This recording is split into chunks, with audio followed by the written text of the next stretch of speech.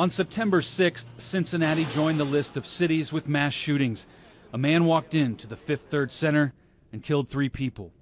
Cincinnati police officers put themselves between the innocent people and the gunman, ending his terror within minutes. I'm not a hero.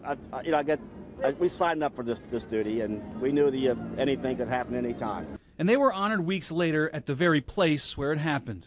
The tri-state couldn't dry out fast enough. In February, melting snow and heavy rains caused widespread damage, and the rain just kept falling all year. 2018 is now the 3rd wettest year on record. The city's homeless saga dragged on for weeks. Homeless camps were eventually banned in Hamilton County, forcing those who sleep on the street out of sight. City Hall was a bustle. You have to be 21 to buy cigarettes now. Text messages are leading to court battles, and Harry Black's resignation as city manager came on the heels of one of the biggest stories of the year, the death of Kyle Plush. The citizens of Cincinnati deserve to know the response failures so taxpayer money can be spent fixing the problems. The 16-year-old twice called 911 after being trapped in his van. No one found him in time. Several investigations led to the city adopting a new smart 911 system. Courtrooms were busy. A former judge was convicted of human trafficking, and Shayna Hubers is now in prison for the rest of her life for killing her ex-boyfriend Ryan Poston. And they'll be busy in the years to come. We believe that the Wagners conspired together to develop an elaborate plan to kill the 8 victims under the cover of darkness and then carefully cover up their tracks.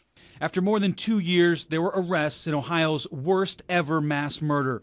6 members of one family charged with executing 8 members of another. Enough is enough! Teachers traded textbooks for picket signs protesting a pension bill.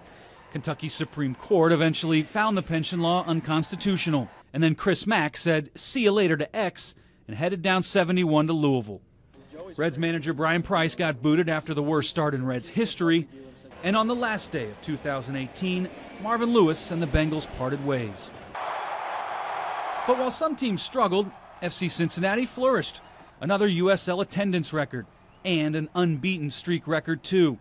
That topped off by the biggest announcement: FCC is going to the big leagues. Cincinnati, Ohio is officially granted the newest expansion club in Major League Soccer. After months of controversy on where a stadium would go, the club broke ground in the West End. MLS play begins in 2019. As FC Cincinnati's legacy grows, some legacy names downtown are disappearing. Macy's and Tiffany & Company both left Fountain Square. There was a lot to smile about in 2018. Blink announced its return and its expansion into Kentucky. Union Terminal reopened after a 2-year renovation. But perhaps the kindest gesture came in September. 2-year-old Brody Allen and his family got to have Christmas together. Brain cancer meant Brody wouldn't make it to December 25th. Neighbors decorated houses. Christmas cards came in from all over the world, and Brody got a superhero Christmas parade. To have so many people across the world reach out to my son and tell him Merry Christmas and we're thinking about you and we love you is just the greatest gift that I as a father could never give them. Brody brought out the best in others, and possibly, and maybe the best thing we saw in 2018. People coming together and being kind to one another. Brad Underwood, Local 12 News.